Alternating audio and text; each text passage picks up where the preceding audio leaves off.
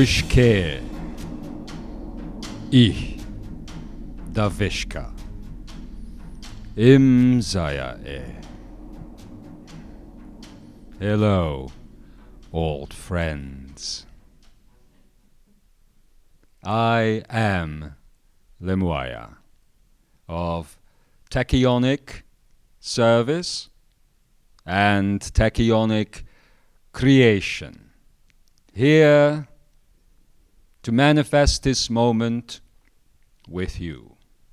All that have gathered here today at this, the 3rd of November 2024, and all those who through energetic and in some cases technological means are showing up here in this moment throughout what you consider time and space, and from spaces indeed beyond it, when this message is going to be heard beyond this portal that we are currently moving towards. For those of you who have not yet had the pleasure of connecting with me out there, who are listening to this for the very first time, I say unto you, I be love in you. With all of my heart, with all of my wings, with all of my scales, and with every fiery breath that comes out of my burning akene. I be love in you, humanity. It has been a while since we have spoken in this manner. I have told you before, many years ago, that we would only communicate in moments that it actually mattered, and by Creator, does it matter now? You, as a collective humanity, as a species, as a consciousness, since Lemurian times, have been on a path which could be considered a circle, or better put, a spiral upward, which has felt throughout the many decennia and eons, oftentimes as a spiral downward and upward and left and right, indeed more like a roller coaster, you could argue, than a spiral. But still, if you look at it from far enough away, it indeed was and has always been a very gentle, evenly distributed and balanced movement upward. This is what happens when you have the perspective on events far enough removed to be the observer and witness to it, rather than the partaking element of consciousness, like you have all been. This has, of course, been a delicate and oftentimes difficult time, way before your lifetimes, that you are now aware of also. But there also have been great moments of joy, great moments of upliftment, and great expressions of love. This is, beloved humanity, where I would like to start this message today. Love. When we spoke a couple of decades ago about the concepts of the Lemurian councils, which you can listen to at your leisure, we said that at the ending, if there is such a thing, of Lemurian times, the Council of Love packed up closed down shop, if you will. But what of course truly happened is they folded their pocket of time, space, of the universe that they existed in, into the quantum regions that you know of as the dimensional levels of your densities. The quantum regions, which from their perspective are as sizable and as present as your own reality is, but hidden within the tiniest pockets and the tiniest of fragments of this reality. And we have said before to you, hidden where? Hidden inside of you, hidden inside of your hearts, hidden inside of your thoughts. Those of you out there and those of you here that feel this Lemurian beckoning, that have always felt the vibrations of Lemuria surrounding them over the lifetimes, that have always known that there is such a thing as a true place. A place, as recently the Pakuan San indicated, a place in her recent statement after the manifestation of the message by the Cosmic 12. She and they spoke about the burden that you, as a human species and a human individual, can feel in this reality. It was also explained in that message that that burden is a chrysalis, that that burden is the weaving together of all of the illusions and all of the fragments of separation and exchange and death and time and space, therefore, and the weaving together of all the complexities that you have seen around you. This world, in other words, beloved ones, is that chrysalis. That chrysalis that when you get right down to it, right down to your very core, you know it cannot be real. Because you sit in a paradox, do you not? You sit in a conundrum where you feel things within you, love, joy, freedom, these things that are infinite, that are eternal, that are universal, that have no beginning and that have no end, that have always been there, just like you have always been there. That is what you feel within when you feel love, when you feel connection, when you feel joy, when you feel the sense of freedom that can only come without a beginning and without an end. These things that you regularly feel are the Akene, ultimately, as I have explained many years ago. They are the portal that we now here in this time are here to stabilize, to return to, if you will, on a permanent basis. But you have this feeling of infinity, of love and joy and all of these things within you, and you find ways, oftentimes enough, to express these things in your external reality, in your connection with others, with humans or with animals, or with creations that you are in love with, or simply with nature, or with all of these things. You find these moments of connection, and within these things in external reality, you see the same infinite love, the same infinite joy, and yet,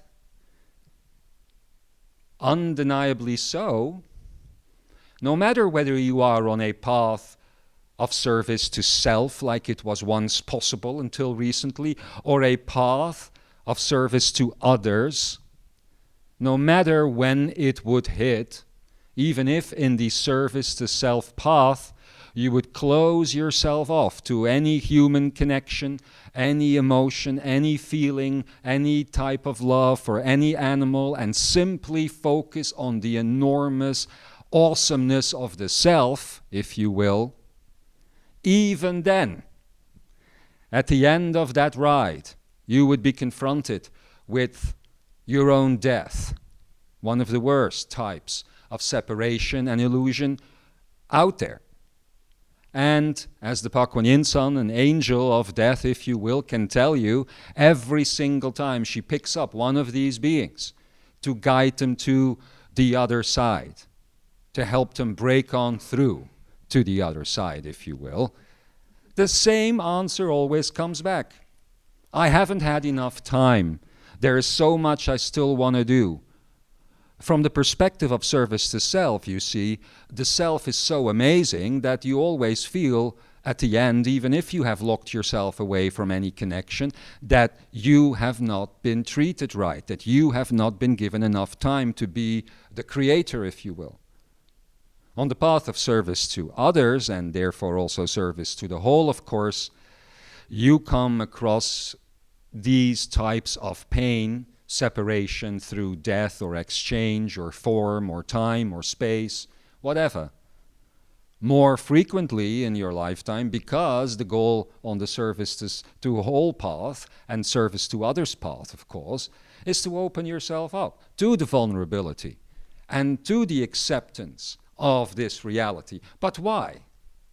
Now, I know that Ra, who is going to be speaking in this Create a Manifest, is going to be speaking about this too, so I do not wish to make this whole message about this topic.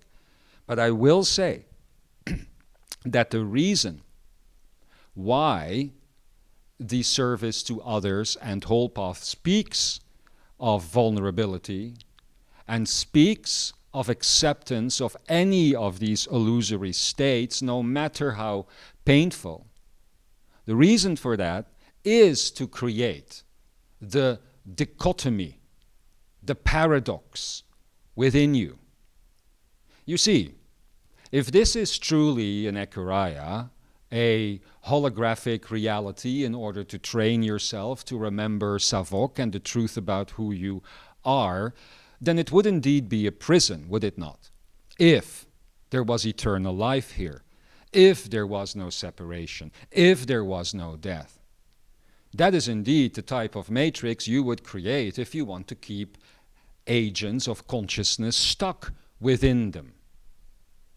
Because that would be a recreation of Honomeia and beyond, the space beyond this matrix where there is no illusion, where there is no death. Inside of Ekarias such as this one, exercises such as this one, it is vital that the being, the student, runs into paradoxes and dichotomies in order to make the choice, to come to the realization, which is indeed a type of faith burning within, that this cannot be real. It cannot be real if there is pain, if there is separation, if there is death, if there is war, if there is all of these things, if there is horror and suffering and people hurting other people and other beings and all of that. It cannot be. Because it does not match the makeup that you have within. These things do not exist within. When we in the study of vibration tell you to take responsibility for the world and therefore for all the wars and all of these things, it is not because we are saying that you carry war within. It is that we are saying is that you've allowed yourself to run on autopilot and to have your energy used in order to create this matrix. When you allow your internal reality to come out of you again, and when you begin ignoring all of the illusory nature, all of the illusory facts, that is when you make the choice. And that is when you begin to choose that this reality must be a training ground, must be an exercise. Because, again, there is no way to explain the dichotomy in any other way. It is designed to squeeze you out. First, to squeeze you out until you feel like you have no drop of universal life force energy left. But then, when you realize that there actually is no bottom to you, no matter how hard you think you are reaching rock bottom over and over again in your life, but yet here you are, surviving, standing up, and continuing onward, then you begin to realize that there must be another way. And this is what has attracted you to work such as this from the beginning, that there is another way and you feel this within you. Back in 2007 and onward, we spoke about an opportunity that, as the Cosmic 12 have recently explained, is now on its way to becoming a permanent gateway, a permanent opportunity, not merely a platform to step on and hoping it stays in place and you don't fall off of it, but a permanent portal. That is what is coming, a permanent portal to this reality that I will be describing in further detail as this message goes on. But I want to stay for a moment with the concept of this burden, because it is easy to pass by the Pakuan San yesterday when she even brought it up in this little hashtag unready message in her robe. She spent an entire day considering to post it or not, because she felt that many people might send her messages. Are you okay, the Pakuan San? It's really not that bad, the Pakuan San. But she wanted to show you what it feels like to wake up in here to you all in the morning, whether you are ignoring it to yourself or not, and what really is on your mind for real, whether you are thinking about work or about children or about partners or about hobbies or about passions. This stuff that she was talking about, that is what is really running in the background. And it must be, because it is the software, ultimately, that is going to help you release, move on, and break free. This burden is a energy that is destined to cause friction, destined to cause incompatibility. Sometimes this can take lifetimes to establish. For many people, throughout the times in these Ekurayas, find ways of making it comfortable and agreeable and sometimes even enjoyable for themselves, until, of course, these illusions hit. But the energy ultimately will hit them, just like it has hit all of you throughout the years, where you begin to feel it isn't right. Something in this reality is wrong. And it is not the politicians, it is not the governments, not really. It is not the reptilians, it is not however far you want to go. It is not Tartaria, it is not the hollow earth, it is none of these things, none of the things that you are allowed to talk about. It is way more fundamental than that. It is the fact that you sometimes don't feel good here. It is the fact that you sometimes can't cope, that you cannot comprehend, that you have a blockage in understanding why you live in a world where all of these things that you see in your news and on your social media devices and those sorts of things are happening, or sometimes the things that happen in your personal lives. The painful things, the losing of loved ones, the things that don't work out, whatever it is. All of that, beloveds, is there to tell you that it's not right. The burden, therefore, is the release. The burden of life, and don't go writing in on me, dear Lemuaya, I have a good life, I don't feel the burden. Lemuaya, you just need to love everything. Yes, yes, yes. That is true, that is acceptance, I get it. But the burden of life is not something to run away from. It is something to head straight for.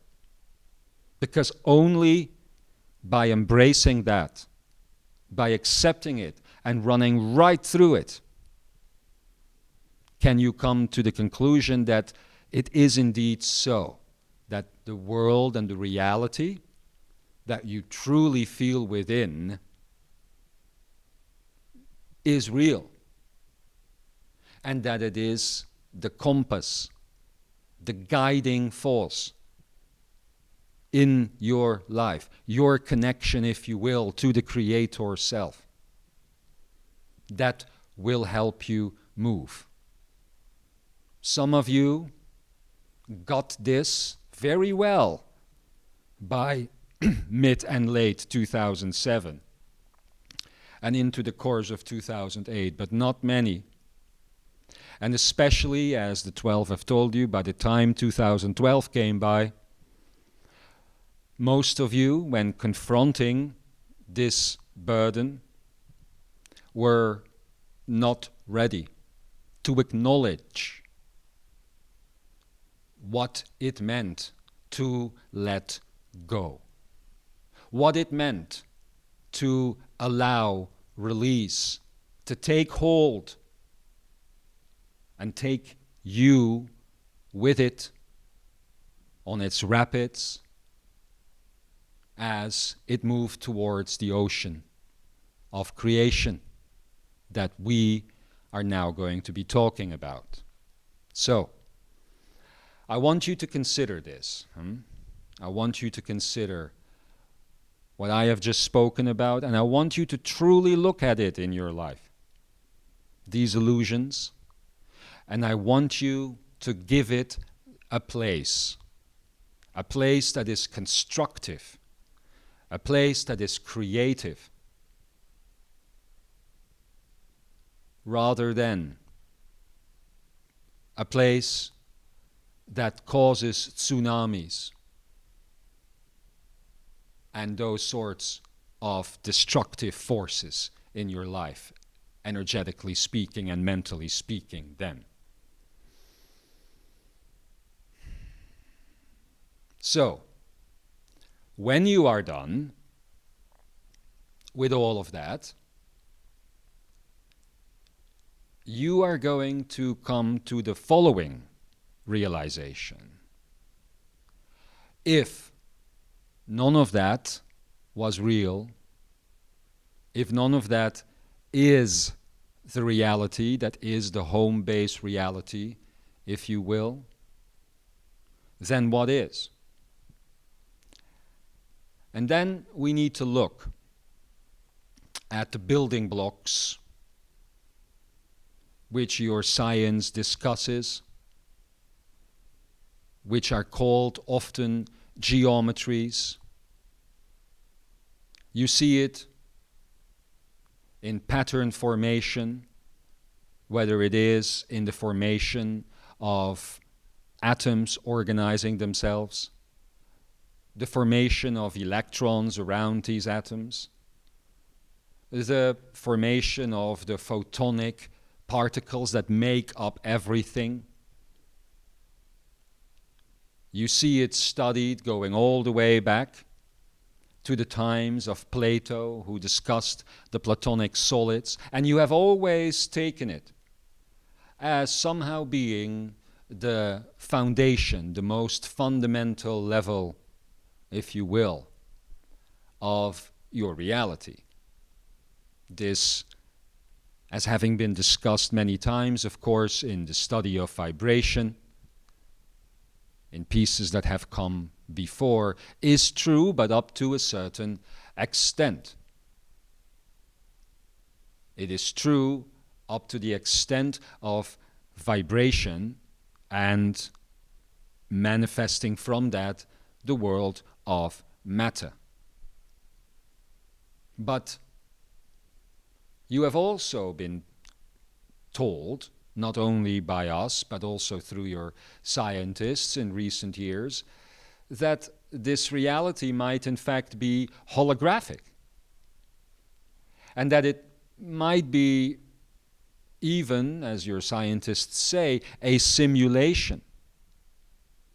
And many of your scientists for the last 30 years or so have, when studying this holographic reality, come to the conclusion that while you are experiencing third density, 3 dimensions plus time, technically all of it is being experienced in 2 dimensions only, projected from, as they think, and we have said this before, as they think, from the edge of the universe.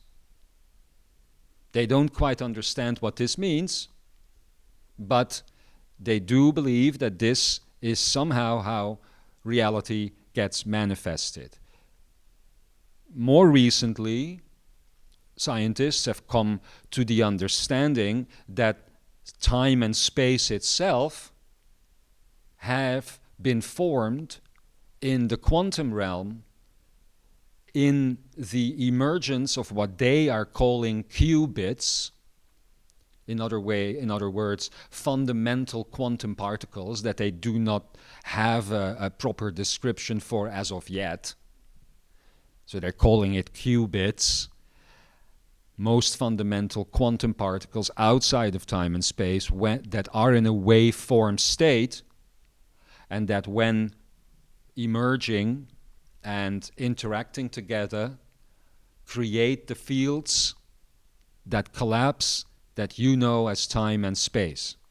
Now, that's where they are right now. They understand that therefore there is an underlying field that everything emerges from within the quantum realm. And with the recent activation of what you know of as quantum computers, they have begun to detect true quantum entanglement between particles inside of that quantum computer. And not only that, but they have detected, and this has been discussed in many podcasts at the moment and many scientific journals, go look it up, they have detected minuscule wormholes between the quantum entangled particles, but they also can see that the wormhole is not in this reality. They can observe it, but they cannot interact with it because it is outside of this reality. It is outside of the field of time and space. And for the first time in this current history at least, your scientists are beginning to detect this because they are literally playing with fire, playing with the quantum realm without realizing per se what they are doing. Nothing dangerous or anything like that, but they have very little insight into what is actually going on. We are going to try and bring some changes in that here tonight in the preparation and discussion of this message, and 1 or 2 that I will do following this message. Now, for many of you who study the work that we do and that we deliver, when you hear this thing about qubits, and when you hear this thing about the waveform of it and how it emerges a field that is considered time and space, of course, you are beginning to think San ingredients, you are beginning to think Da and Ba and Va and Ra, in other words, love, joy, freedom, truth, etc., as the building blocks And to some extent that is right, but we're going to take it a little deeper. Going back for a moment to the concept of geometry and what has been recently introduced by beloved Adamus and the Cosmic 12 as infinometry, one being in a higher dimensional state of existence, the latter than the former, we must begin to give you an overview of how these realities match up. So I'm going to try and use this board to draw this for you. You have been told already that infinometry is extremely simple, in the sense that it is no longer about squares and triangles and pentagrams and any geometric form and any mathematical dimension that might be behind those geometric forms that, when you really think about it, make absolutely no sense at all. This is the complexity that has been introduced by science, which actually has kept many people in the last several hundred years away from studying the truth of geometry. But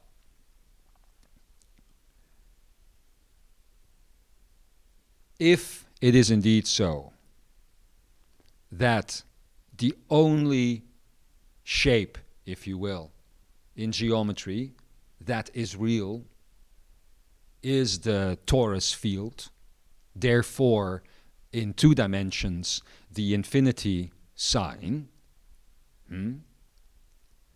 if that is indeed so, then what are these geometries, these shapes, these building blocks doing? Where do they come from? Why are they so fundamental to the description of your reality of time and space? Now, let's look at that.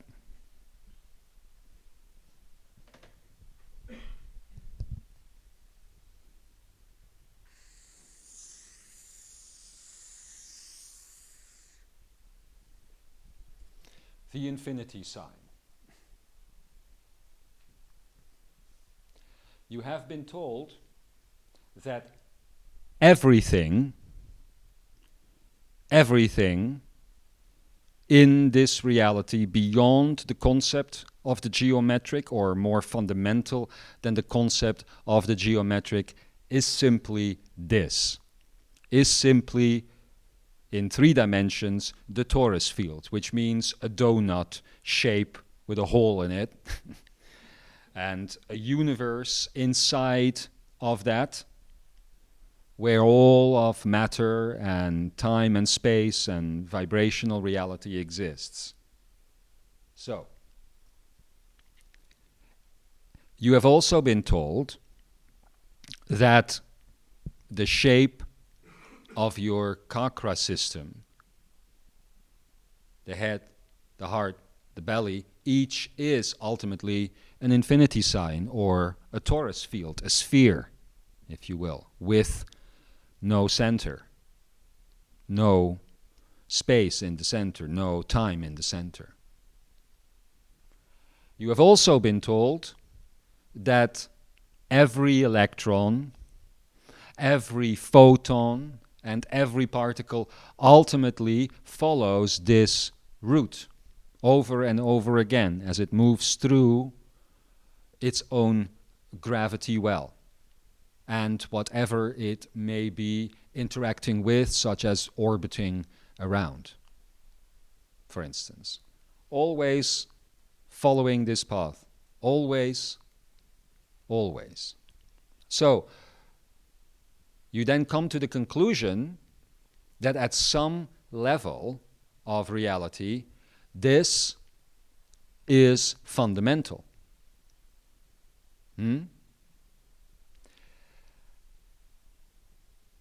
When you do, you then must ask yourself, So if this is ultimately the one substance, if this is the shape and movement of everything, of the one substance, no matter how it manifests in the vibrational realm, then how do you get from this to the world of matter and vibration? Well, let's look at that.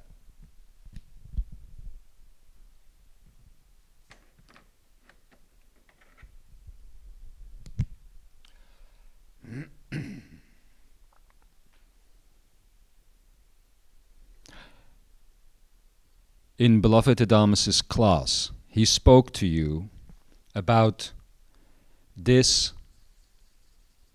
being the point of Pa, which is an active point, and the only true position within the infinity symbol that actually is manifest and is real. And he also told you that from the perspective of the observer, in 2 dimensions at least, we'll go deeper in a second, here on the edge of the left and the right of the infinity field, you can mark 2 virtual points. Virtual meaning that they are not actually there, except for when observed by a witness, an observer, that wishes to see them, that wishes to define them, namely a student like yourselves in the true reality of Honomea getting ready to enter an Ekaria would decide to define 2 points in the matter that I am now describing. So that student sitting in Honomea, in the true reality that is not this holographic one, would be making itself aware of this movement, would be invoking this movement because it is everywhere, it is everything, and would be by choice focusing on this external point and that external point on the left and the right. Now, from a third density or third dimensional and higher perspective, this is a torus field.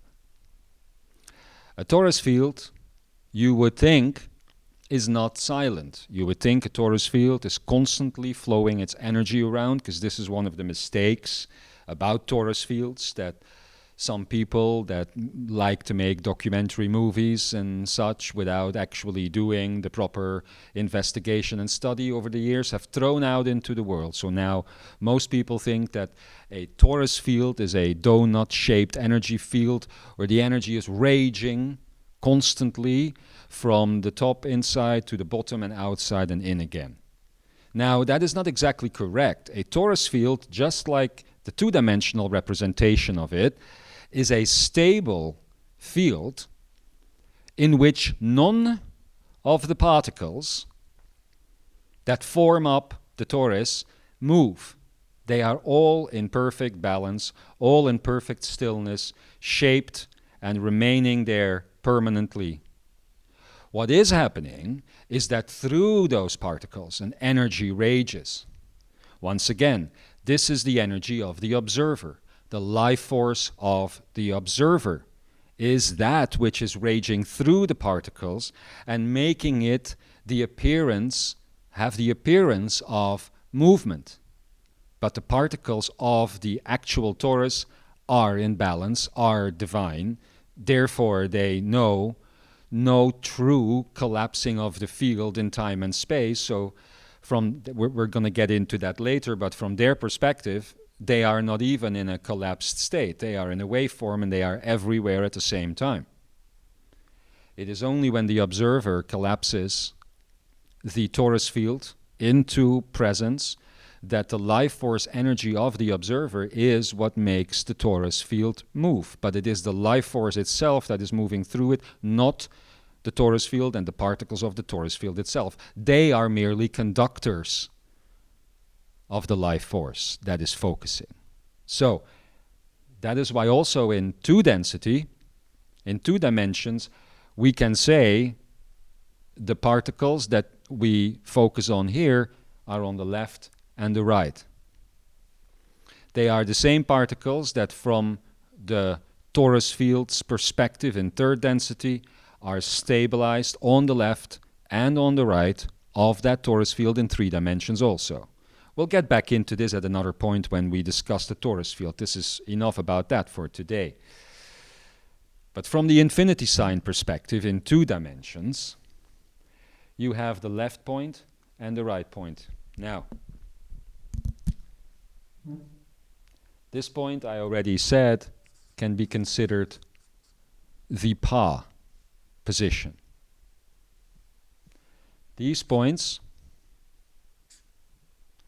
are in the Ra position, similar to the point in, as has been taught by the Pakwan Insan, in your head chakra, the same point that you access there and that Savok tries to circumnavigate in order to get into the heart chakra. But if you want to hear more about that, go back to a class called Remembering the Rivers of San, I think. Now,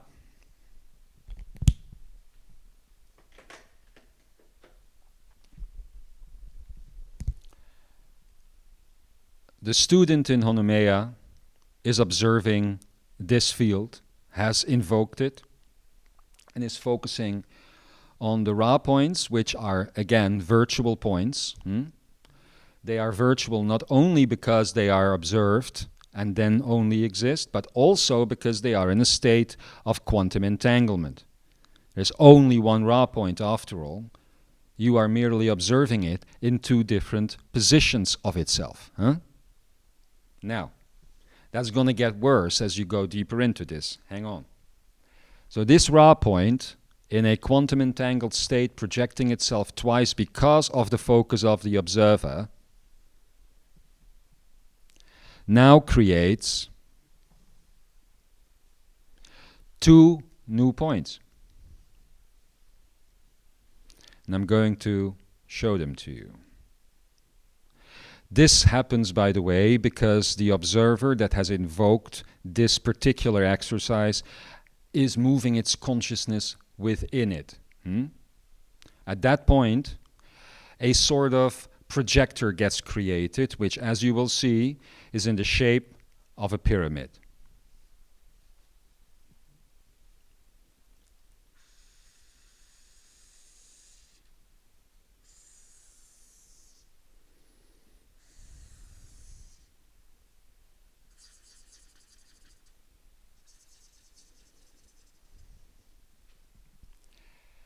It creates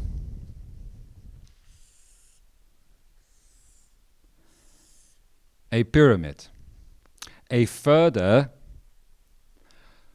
quantum entanglement of itself, a further collapsing into complexity is what is taking place here. But all the points here is still a copy of the Ra point. Here you still have a copy of the same Ra point. Now, as the student moves deeper into the exercise to enter the holographic reality that you know of as Honoleia, here, an Ekuraya, as the student does this, the Ra point, and you must imagine this forward, not down, but I will do it down for the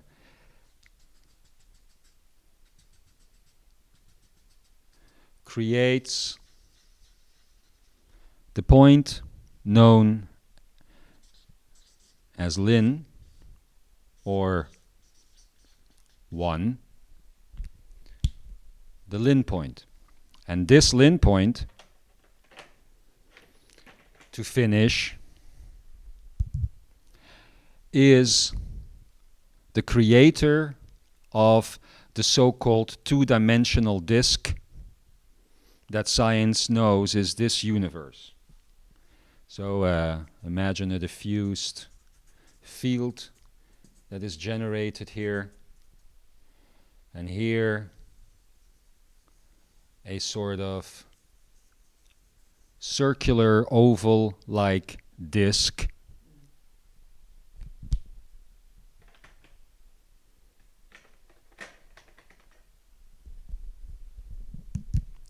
It is in here, in that pool, if you will, a type of pond, if you will, if you can imagine the surface of a pond with waves and vibrations and that sort of thing. It is in here that you get the vibrational universe. Matter. But how? This Lin point is the only thing that is real as the student passes into vibrational reality.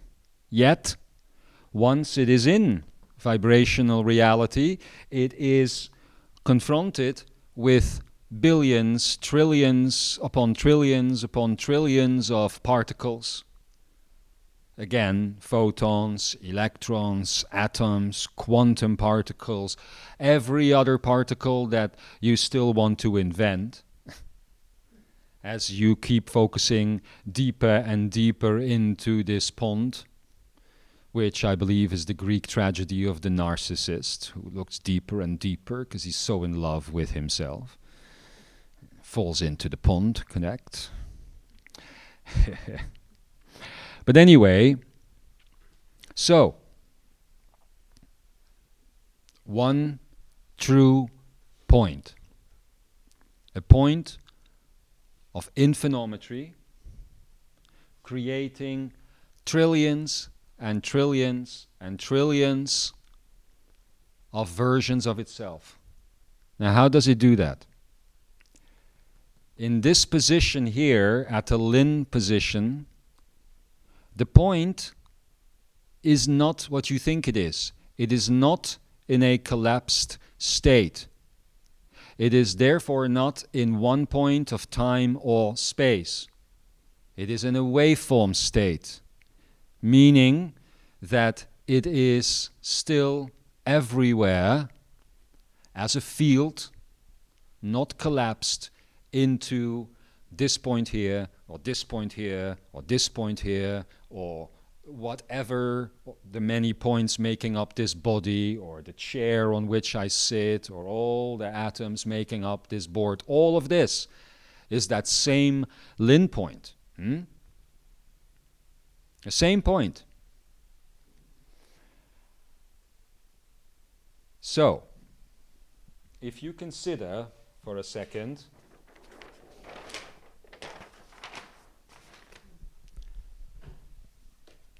just use the same color. If you consider for a second the Lin point collapsing itself from a waveform state into every single point known to vibrational reality, all these billions and billions and billions of atoms and particles and photons and what have you not, then it does this by using the illusion of time and space. So, because how do you get from a Lin point that is in a waveform to a Lin point, for instance, that is making up the geometry of a triangle? This point, and this point of the triangle, as well as every single point along the line of the triangle and every single point inside of the triangle, is all the same Lin point, yes? But each point is slightly out of phase in temporal and in spatial dimensions compared to each other point. It is the raw truth that the Palao Tse Son has told you about. Each point is the same, yet slightly different. Huh? So, you could argue that if you have a universe here that is, as you now suspect, because that's what you're creating, 13 billion years old, 13 billion linear years, then that means that Lin has 13 billion years of moments, of microscopically small moments. I'm talking about billions of these moments fit in 1 second, all right? Billions of them. With which Lin places itself as a mosaic of time and space, itself in all of these different positions until a shape manifests. A triangle, a square, or in the higher or in the more vibrational and material levels, a photon, an electron, an atom, all of it.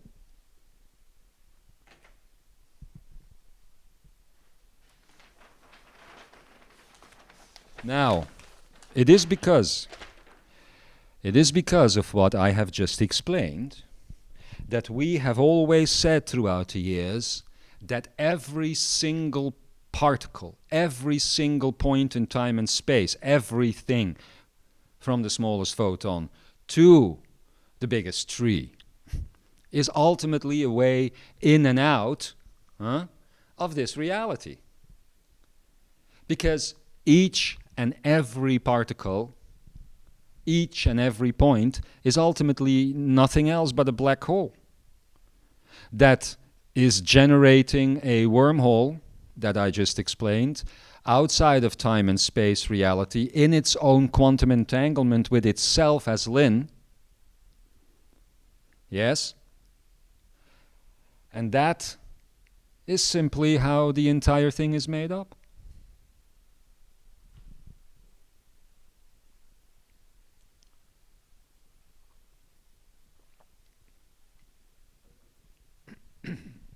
Now, this area, the vibrational universe, is where you have always put your focus, because that is where your senses are telling you to focus. In this area is where you get to experiment with service to self, service to others, service to the whole, all of that. Because all it is a holographic reality in 2 densities. It is what is called in the study of the Pa the field of Lavat. It is in there that you explore Savok, the concept of mind. But this period is coming to, not really to an end for humanity, because there are always going to be those that need to explore this field as they come and study it. But because of the recent shift into infinometry and the release of the service to self perspective that was forced as one of the 2 opportunities, the student now has the opportunity to begin observing and interacting with the Lavat field of this, which is this reality, as an observer and a witness at the point of the creator self. For many eons, it was not possible to have a direct awareness of the self outside of the exercise, to simplify. And it will be again soon. That time is coming. Now, before I go on, I still want to add here that, just for those that like the technical side of this sort of information, that the Lavat field, the hologram, the holographic reality, uses the concept of vibration and frequency, the vibration and frequency movement, in order for the Lin point to be able to place itself in 3 different locations, or 4 or 5 or thousands, billions, it doesn't matter.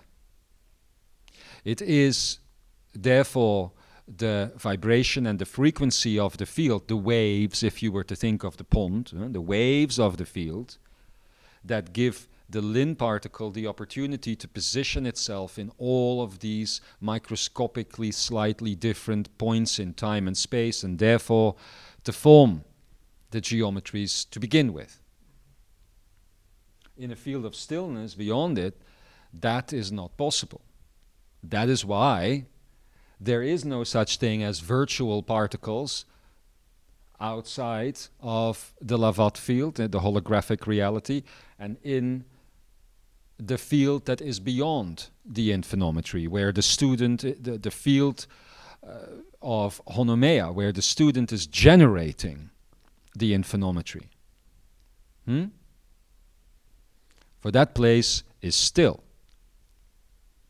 That place is in balance.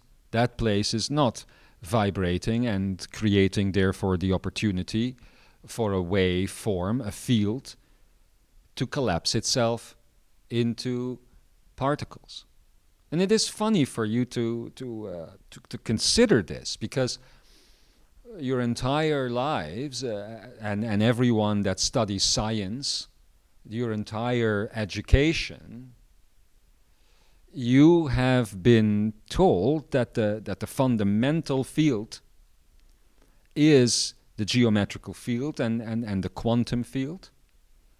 But none of these fields ultimately are real, because they are all simply projected from the Lin point.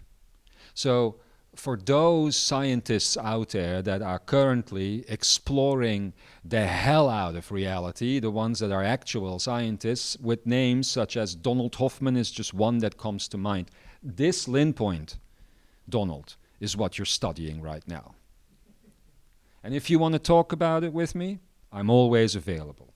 But this is what you are studying, because science is discovering that there are those things beyond time and space that are more fundamental than time and space, that are manifesting, creating time and space, from which time and space is emerging from. And this is how it's done. But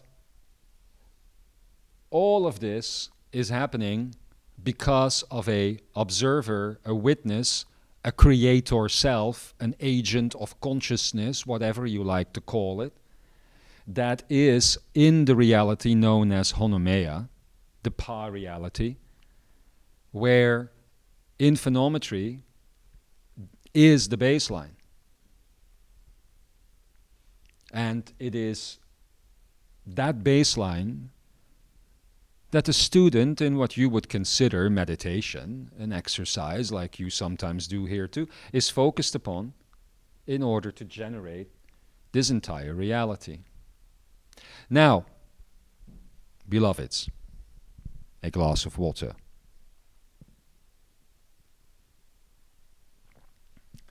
Everything I have just drunk is an illusion made of the same particle, by the way. So don't charge me for it. I'm only paying for one. Right. Yes. As an explorer of consciousness, as an ascension student, your entire life, as I said before, you have been focused on the field of geometry and the so-called portals, the 1111 portal, the Lion's Gate portal at 8, and all of these portals, the processions, all of these things that make up the momentum, the forward flow of your experience within this universe. Also the energetic ones, like these portals that you will be traveling through again. You have been traveling through since the end of Lemurian times, as I said at the beginning, in a vibrational way. This means that you have used these portals to keep your momentum through the holographic reality going, the spiraling circles that we have discussed before. You have used that momentum. And as I said earlier, every point, if you look at this triangle here, for instance, with all of its points, every single point, every photon, every plant, no matter a collection of points seen as one whole, everything is ultimately a way in and out of here. That is why it is so easy for us to come in here, for ascended life to come in here, to manifest light bodies, as you call them, and that sort of thing, because everything is a gateway in and out of it, because everything is the same gateway, the same Lin particle. Therefore, whereas previously as a collective species, you have traveled through the portal in the vibrational way, now, with this new change that has occurred, you will be traveling through it and out of it. So this time, the 1111 portal is not going to be used to continue generating the momentum that you as a student have needed in order to continue your study, but instead to lift up out of the field and into the higher perspective of infinometry. We will discuss this in great depth in the next 2 classes that I will be presenting in the next 4 or 5 days or so, and what this entails. For now, I believe it might be enough to contemplate these things, to consider these things, and to see where you get with it. As always, of course, in the next days, if anyone has any questions for me, please do send them in and I will address them in the classes going forward. That is all. Beloved humanity, we are excited to assist you in this shift. We are excited to see what you are going to do with it, as always. But most of all, what matters most is your focus on that which you want to generate now. For if it is so that beyond this portal lies a manifestation of your own making, then I would suggest you start building. You use the next few days in the course of these following messages to define for yourself what is the infinite part, what are the infinite building blocks, and you cut away further than you already have, further than you think may be comfortable, all of those things about yourself that you know to be an illusion, that you know to have been generated in the field of geometry and not the field of infinometry and what lies beyond it. And then I am not per se talking about physical and material things. I'm talking about the things that attract or repel you to these physical or material things, the things that addict you or repel you, in other words.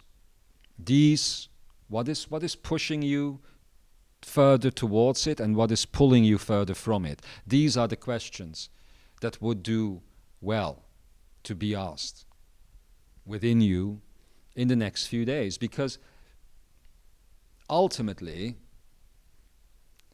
if we currently, in this moment of being, were to pull the plug on this density, if you will, you would be in a state of shock how very little of you that you think right now is you, that you consider important about you, would actually remain from the perspective of the Creator self.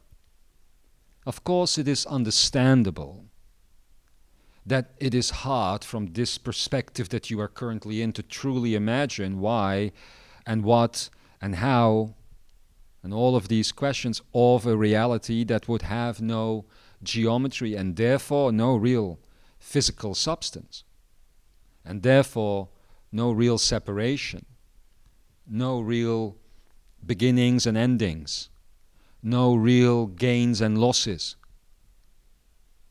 no real need for being alone or a desire to be together. So what is left then? And what is all of that? That is what I want you to think about. Because that will be you. And when you do so, do not get discouraged by the potential friction or discomfort or any of these things that you might feel as you contemplate these things.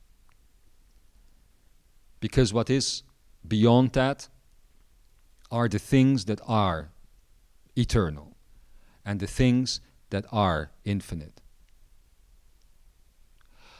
As you will progress out, partially at least, of this particular Akuraya that you currently find yourselves in, you will, and this is what we will talk about soon, you will hear more about the work that is ahead at the next level of tuition.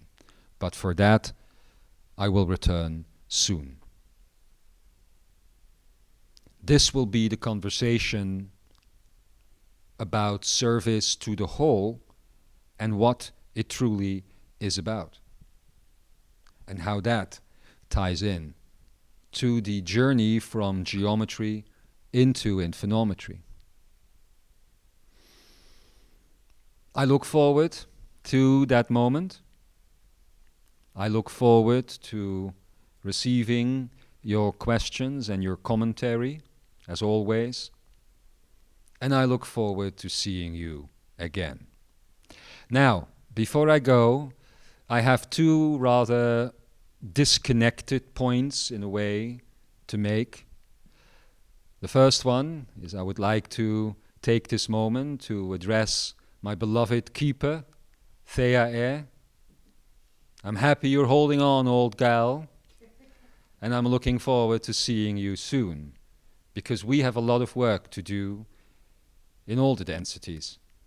And secondly, I wish to address all of those people out there in this planet who have, for all of these years, held on to the faith, to the truth of the metaphysical, and who have done their best with the tools they had to create beacons of light, beacons of hope, to create work and places for those out there that were lost,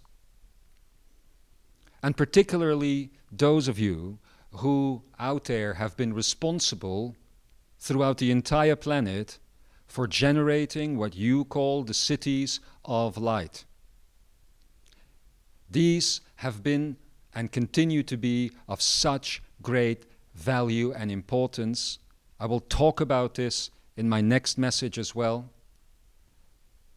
But I want everyone to know that here, at this place of recording, I today have not activated another city of light, as you call it, but a province of light. We have, based on this information, altered the density of the province here known as Zeeland, for it to become a place of comfort, a place of balance for those that come and seek tuition. We have connected this province of light to all of your cities of light out there, and these points that you have generated out there to the many other points in the cosmos where these same efforts exist. This diamond-shaped geometry based on the one Lin element will, for those that want to take up the effort, move into the heart chakra in the hours after becoming aware of this message, and will give you a renewed sense of purpose, as these locations that we speak of will become the so-called lift-off points, launching points, where it will be gradually easier and easier for a student to step into the world of infinometry. And yes, as a last hint, I will say, it truly is a different world. But with that, it is a world that is not attuned to the senses as you are aware. It is for this reason that I've asked you earlier to step away from those things that the senses are attracted to or repelled, to step away from all of those needs and desires and wants that keep you locked in here, because it is all going to be now, beloved, about the subtle fields.